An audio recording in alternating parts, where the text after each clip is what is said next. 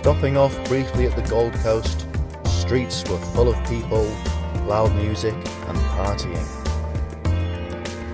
Combined with how close it is to the beach, I think I will return again at some point. But for now, I had to continue on.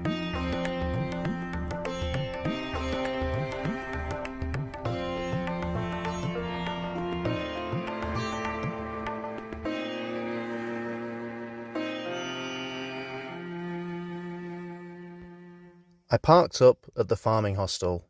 The first few days I was greeted by distant thunderstorms that echoed on into the night.